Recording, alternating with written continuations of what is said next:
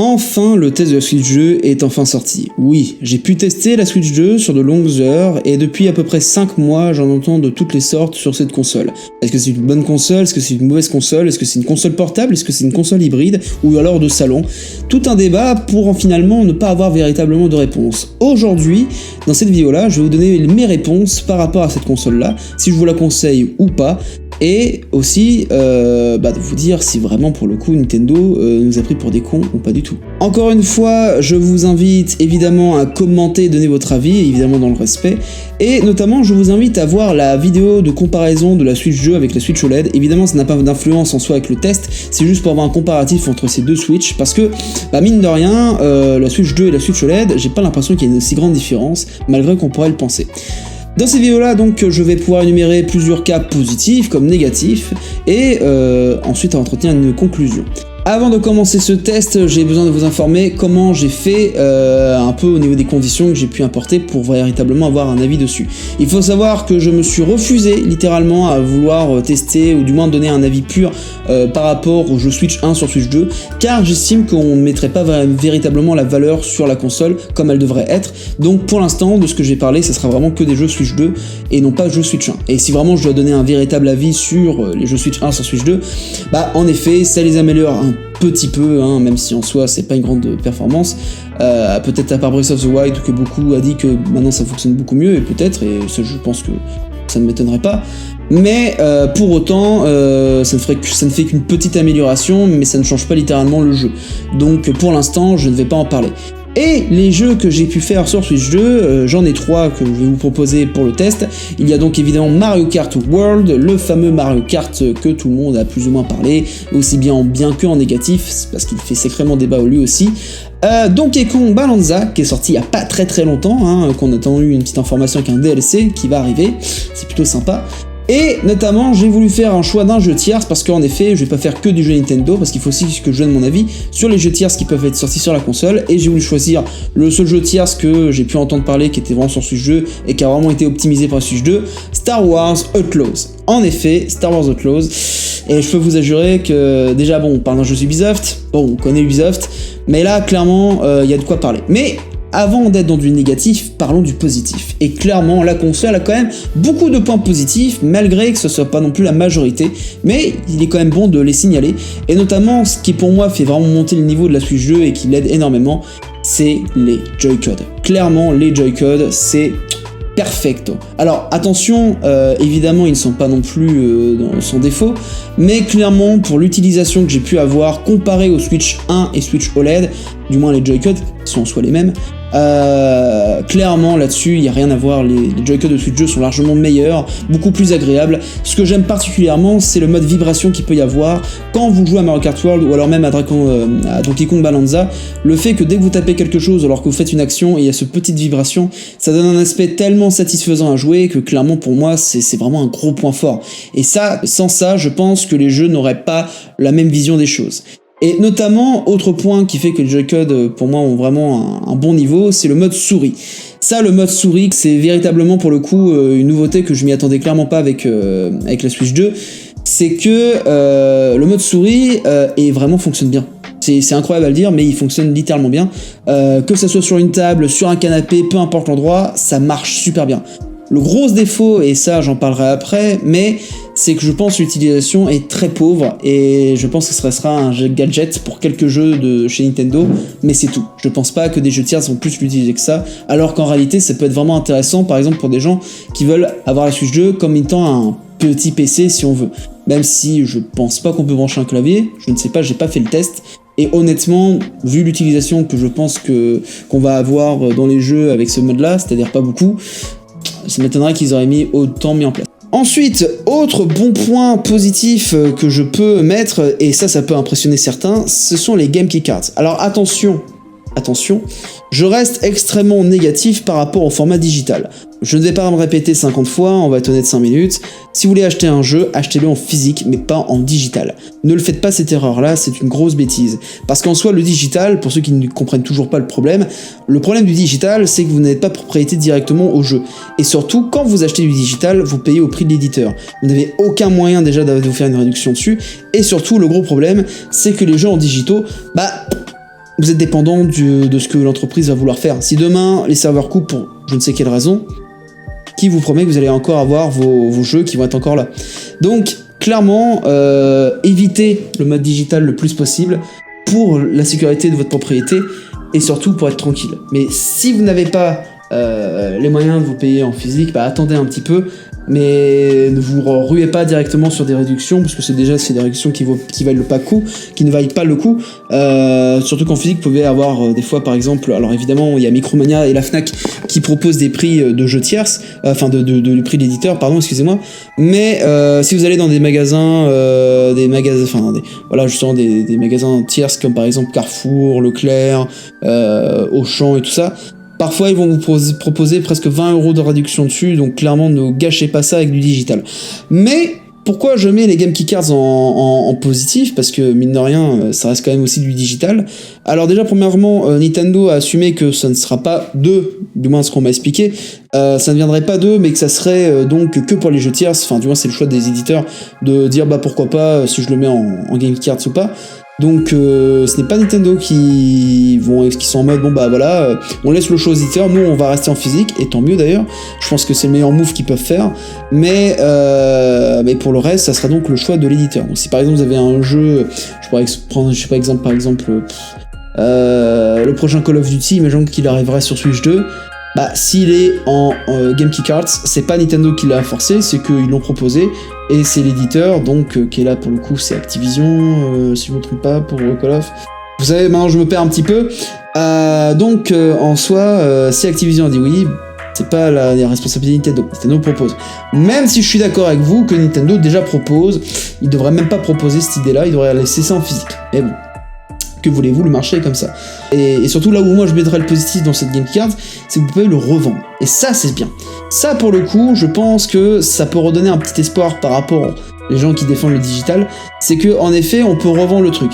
Maintenant, le gros point négatif, c'est que justement, si demain les serveurs ferment, on sait pas pourquoi, une raison économique ou quoi, qui vous promet que Nintendo va vous sauvegarder le fait de, bah voilà, vos jeux vont être sauvegardés. On n'est jamais sûr de rien. Est-ce que dans 30 ans, ces jeux-là vont rester encore là? Alors il y en a qui vont me dire, ouais, mais est-ce que dans 30 ans, les cartouches vont encore fonctionner? Peut-être, peut-être pas. Mais pour l'instant, je doute que dans 15-20 ans, les Game Key Cards puissent rester vraiment sur la longue durée. Peut-être qu'on va me donner tort plus tard, mais pour l'instant, j'ai très peu confiance. Mais là où moi je trouve que c'est plutôt intéressant, et ça c'est un point positif que je peux donner à la Switch 2, et même je crois à la Switch 1, hein, mais ça c'est Nintendo, c'est le game share. Ça, le fait de partager ses jeux en virtuel à ses potes, c'est la meilleure chose qu'on peut faire. On est sur quelque chose qui est quand même sympatoche, et que Sony n'a pas encore proposé. Parce que bon, bah, si on était sur PlayStation, à part se prêter les comptes, bah il n'y a pas d'autre alternative. Alors que là, littéralement, vous pouvez prêter le jeu. Le seul point négatif, mais bon, ça c'est logique, c'est que vous pouvez pas y jouer pendant 15 jours. Donc après, le jeu, enfin, vous pouvez pas attendre non plus 15 jours, mais si la personne peut le garder pendant 15 jours, mais pendant ces 15 jours-là qu'il la garde, ou même pendant le temps qu'il la garde, vous ne pouvez pas y jouer en mode, à deux, voilà, comme ça, que lui puisse y jouer et vous aussi. Malheureusement, ça fait un peu comme certains trucs, vous ne pourrez, par exemple des comptes ou quoi, vous serez bloqué, parce qu'il a été prêté. Donc, c'est à la fois positif, mais assez négatif, c'est pour ça que j'ai un peu du mal à le mettre littéralement dans du positif, et non pas dans du négatif. On va dire que c'est une avancée qui est intéressante, mais qui est dans les faits, je pense, est encore un peu en difficulté. Maintenant, parlons des choses qui fâchent, évidemment, le négatif, parce que en effet, à part ces points-là que je vous ai énumérés en positif, bah, j'ai pas trouvé autre chose de bien sur ces Switch 2, autre que ça. Alors déjà, parlons de la taille de l'écran, je m'attendais, enfin, évidemment la Switch 2 fait beaucoup plus grand, mais si vous enlevez les Joy-Con qui sont très massifs, bah l'écran fait pas si grand que ça, hein. Alors évidemment, est plus ou moins évidemment plus grande que la Switch 1, et je pense que c'est ça le problème, c'est que on serait passé de la Switch 1 à la Switch 2, on aurait vu l'évolution. Mais, et ça je l'ai dit dans la vidéo comparaison, qu'est-ce qui est arrivé en plein milieu, et en plus pas très très longtemps? La Switch OLED. Eh oui, la Switch OLED, en soi, évidemment, elle a un écran qui est donc en 720p, là où la Switch 2 a un écran en 1080p. Le gros problème, c'est que, bon, déjà, les détails, on les voit pas forcément énormément, hein, en soi, c'est qu'une petite différence. Mais pour autant, en main, du moins en portable, bah, on voit pas énormément la différence. Moi, je trouve toujours les jeux sur Switch OLED très propres. On a pu faire le test avec Mario Wonder, même avec Luigi Mansion. Je trouve que en soi, les deux sont plutôt nets. Donc il n'y a pas une grande différence. Et surtout la taille, c'est là vraiment la taille qui me gâche un peu le truc. C'est qu'on a ces putains de bordures noires, les retours des bordures noires sur la OLED. Donc c'est-à-dire que quand vous voyez l'écran, ce n'est pas la totalité de l'écran qui est pris, mais donc une petite infime partie. Et clairement, c'est juste chiant. C'est énervant parce que derrière on se dit putain, la Switch 2 aurait pu être beaucoup plus large et beaucoup plus grande. Mais non, on a toujours ce petit écran, ce petite bordure à la con qui gâche et donc ça fait un effet de petit écran. Et donc pour moi, c'est un gros point négatif parce que on m'a vendu la Switch 2 comme étant un écran beaucoup plus grande, mais finalement, c'est même pas 1 ou 2 cm de plus, et vraiment, je suis sympa quand je dis ça. Donc comparé à la Switch OLED. Comparé à la Switch 1, évidemment, c'est beaucoup plus grand, par contre, comparé à la Switch OLED, bah c'est pas si ouf que ça. Donc là-dessus, c'est pas là où je vous le conseillerais. Non, là le gros point qui moi me dérange énormément, et ça évidemment ça peut être logique, c'est les prix. Alors, le prix de la console par l'éditeur c'est 469,99 €. Si on arrondit tout, c'est 470 €. Sans le jeu, voilà. Avec Mario Kart World en digital, évidemment, non pas en Game Geek Cards ou quoi, en digital. C'est-à-dire que vous pouvez pas le revendre. Donc déjà, voilà. Mario Kart World en digital, c'est 510 €. Le problème, c'est que là, on dépasse un seuil qui n'est plus du tout tolérable. Alors, il y a certains qui vont me dire, oui, mais comprends-le, c'est moins cher qu'une PS5, c'est moins cher que les consoles portables qui sont équivalents, gna gna gna gna gna. J'entends ce truc-là. Le gros problème, et ça, je pense que on va être honnête, c'est pas parce que ça coûte moins cher que c'est mieux. Attention. Au contraire, justement, je dirais, plus que ça coûte cher, mieux c'est. Donc, est-ce qu'on doit forcément acheter moins cher et se dire, bah, ça sera toujours moins bien, donc ça excuse tout? Non. Parce que là, Nintendo, ce qu'ils font, c'est que là, ça fait une des consoles qui est sortie, qui fait une des plus chères. Alors attention, je sais qu'il y a eu d'autres consoles, mais en termes récents, là, avec les Switch et tout ça, en termes de qualité-prix, je pense clairement que la Switch 2 est extrêmement chère. Mais, encore une fois, alors aujourd'hui, maintenant, il y a des réductions et tout, et c'est plutôt bien, mais pour le prix de l'éditeur, et surtout le prix quand elle est arrivée, c'était 470. Le gros souci, encore, elle serait à 470, bon, ça fait chier, mais passons. Le gros souci, c'est que il n'y a pas de jeu. Et les pauvres jeux qu'on a, c'était des jeux Switch 1 qui sont portés sur Switch 2, et ça, c'est pas acceptable.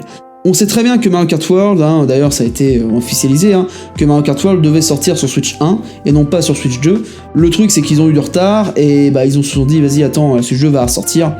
Finalement sortons-la sur Switch 2. C'est clairement, ça se voit que c'était un jeu qui était fait pour la Switch 1, mais ils l'ont orienté littéralement sur Switch 2.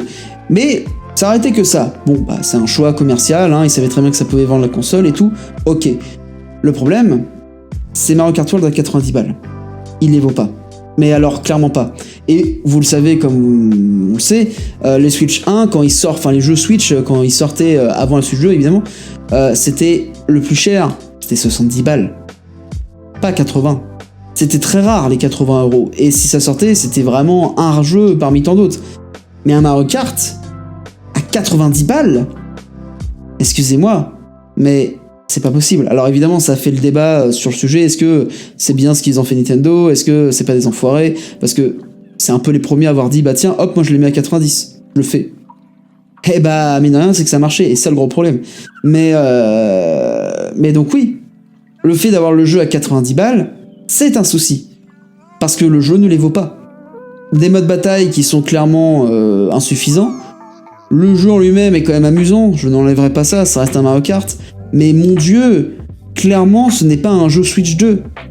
Et on aurait pu se dire, bah avec Donkey Kong Bonanza, ça aurait dû le faire. Mais pas du tout. Pas du tout, parce que lui aussi, c'est un jeu Switch 1 de base. Et d'ailleurs, si je devais donner un avis dessus, je le trouve très amusant, et honnêtement, c'est vraiment sympa. Le gros problème que j'ai, qui est sur que le jeu soit sur Switch 2, c'est que déjà, clairement, ça ne se voit pas que c'est un jeu Switch 2.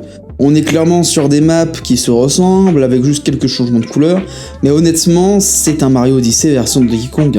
Je vais pas aller plus loin, juste la manière de tout péter.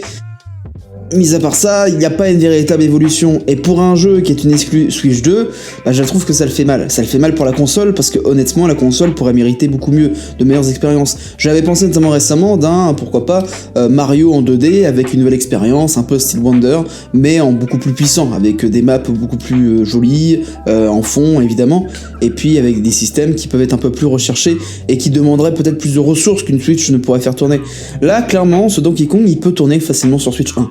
Peut-être en laguant sur Switch 1, la première en 2017, mais sur Switch OLED, il tourne parfaitement bien. Honnêtement, je ne vois pas la difficulté. Mario Odyssey paraît beaucoup plus next-gen comparé à ce Donkey Kong. Après, pour autant, ça n'enlève pas qu'il est amusant, et je pense que c'est sur ce point-là que Nintendo devrait rester, sur des jeux Nintendo. Car pour ce qui est des jeux tiers, honnêtement, la Switch 2 n'est pas une bonne console. J'ai pu tester, comme je voulais pu vous le dire, Star Wars The Close sur Switch 2. Je l'ai testé en mode portable et en mode de salon, avec ma télé qui est donc en 4K, qui fait donc aussi de l'HDR. Donc, je ne peux que être mieux en mode salon. Mais j'ai voulu quand même le tester en mode portable, car encore une fois, la Switch 2, à mes yeux, c'est une console portable, pas une console de salon. Et mon dieu, que c'est horrible. Honnêtement, j'ai pu filmer, comme vous verrez sans doute des extraits, le jeu est moche. Mais moche! C'est horrible! J'imagine même que sur la version PS4, on n'aurait pas eu ce genre de version-là. Et clairement, pour une console portable qui sort en 2025, c'est une honte d'avoir une qualité graphique aussi horrible.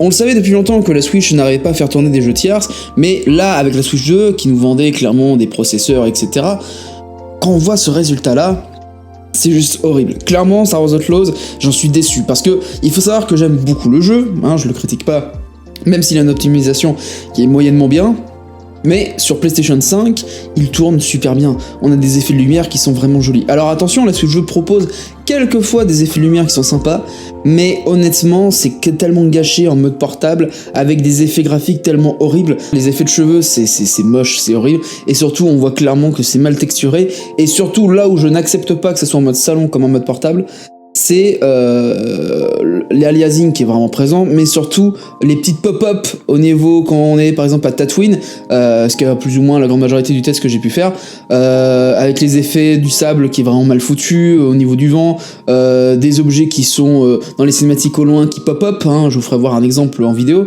mais clairement c'est vraiment une honte là-dessus, et Nintendo ont vraiment fait de la merde sur ce point-là, et c'est un peu honteux pour ma part, parce que quand on sort une telle console, ce n'est pas autorisé.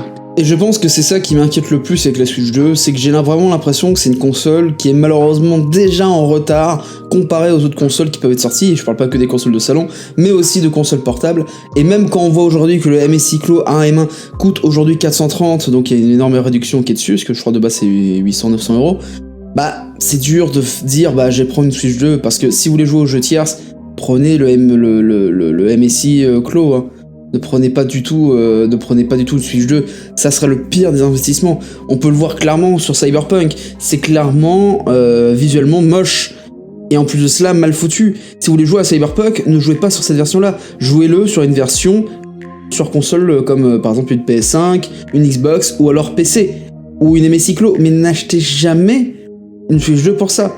Et honnêtement, si je dois juger aussi en mode salon, le jeu est un peu plus beau, je parle de Star Wars The Close, il est un peu plus beau en mode salon, mais ça reste toujours inférieur comparé à la version Switch 2, version PS5 pardon.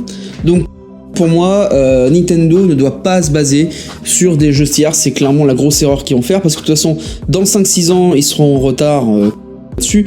Quand on aura des jeux qui vont sortir, qui auront des performances beaucoup plus fortes qu'à l'heure actuelle, ils arriveront pas à tenir. Et si vraiment vous avez acheté une Switch 2 pour vraiment avoir une nouvelle console portable qui peut être à la hauteur d'une PS5 portable et tout ça, clairement non, c'est clairement pas au même niveau. Je suis désolé encore une fois, je me dis que le mot clairement. Mais vraiment pour le coup, c'est pas du tout au niveau qu'on pourrait l'imaginer, et c'est vraiment une très mauvaise console là-dessus. Là où vraiment, si vous devez acheter une Switch 2, c'est pour les exclus Nintendo, et c'est tout. Mais maintenant, pour autant, est-ce que Nintendo vont sortir véritablement des bonnes exclus ? Pour l'instant, on n'a rien. C'est vraiment très vide. On n'a eu aucune annonce qui offre vraiment une expérience incroyable. On a Metroid 4 qui va arriver, mais qui est déjà sur Switch 1 aussi. Donc, en soi, on verra la différence entre les deux versions. Peut-être que la version Switch 2 sera beaucoup plus jolie. Peut-être que la version Switch 1 sera un peu bridée à cause de la version Switch 2. On ne sait pas, on verra bien. Et peut-être même la Switch 1 pourra être à la égale à la version Switch 2, ce qui est, je pense, plausible. Mais pour autant, Nintendo devrait se poser la question si vraiment, à l'avenir, on va avoir quelque chose qui va tenir sur le long terme, et surtout de bonnes exclus. Là, Mario Kart World, c'est un jeu Switch 1 qui a été foutu sur Switch 2 pour une raison marketing, et pareil pour Donkey Kong. Donc clairement là-dessus, on n'est pas sur des jeux qui sont à la hauteur du Switch 2, et c'est plutôt dommage. Maintenant, après, on verra sur l'avenir. Donc, si je devais conclure, et si je devais vraiment donner un avis pur sur la Switch 2, ce n'est pas forcément une mauvaise console. Le gros problème, et ça je vais vraiment le mettre en avant, c'est le prix. Le prix d'une Switch 2, c'est 470€. Même s'il y a une réduction par le prix de l'éditeur, c'est 469,99€. Plus un jeu, si vous n'achetez pas le pack évidemment qui est donc à 510, mais si vous prenez juste un jeu à part, c'est entre 70 si vous avez de la chance, mais la grande majorité des prix de l'éditeur, c'est entre 80 et 90 balles le jeu. C'est extrêmement cher pour un jeu vidéo et surtout pour des jeux Nintendo. Parce que en soi, les gens ne comprennent pas qu'on puisse critiquer encore la Switch 2. Les gens pensent qu'on attaque la Switch 2 alors que la PS5 fait pire. Et je suis d'accord, la PS5 est bien pire comparée à la Switch 2. Là où moi j'attaquerais Nintendo, c'est que Nintendo, c'était connu pour être des gens qui étaient pour le peuple, pour du vrai jeu vidéo. Et notamment Nintendo se voit beaucoup là-dedans. Ce côté, on partage avec le jeu vidéo. On ne reste pas dans son coin. Et surtout, Nintendo avait ce pouvoir de dire, bah nous, on fait les jeux les moins chers. Quand vous achetez en magasin, c'est 70 balles. Pas 80 comme chez Sony, tout ça. Mais aujourd'hui, Nintendo, c'est plus cher que sur la PS5. Vous vous rendez compte de cela? C'est quasiment plus cher. Pour une qualité qui est moins bien. Et surtout, le gros problème, c'est que Nintendo se met en position alors qu'en réalité la console est beaucoup trop faible à l'heure actuelle. On ne peut pas le payer à un tel prix pour un tel résultat. Mais pour le coup, la Switch 2 n'est pas une console que je pourrais recommander à l'heure actuelle. Si vraiment vous voulez avoir une console portable pour jouer à des jeux tierces, n'achetez pas une Switch 2. C'est la pire des idées à faire. Ça serait un investissement que vous foutrez à la poubelle parce que vous saurez très bien que dans 3 ans, vous serez en retard et clairement vous ne pourrez pas jouer à vos jeux. Limite, prenez une PS5 portable si vous avez une PS5. Ou alors, tout simplement, prenez une MSI Clo qui coûte le prix d'une Switch 2, ou alors d'économiser un tout petit peu pour une Steam Deck. Certes, c'est plus cher, mais au moins vous êtes sûr que dans 5 ans, vous pouvez encore jouer à vos jeux avec des qualités qui sont véritablement potables, et pas ces versions dégueulasses de la Switch.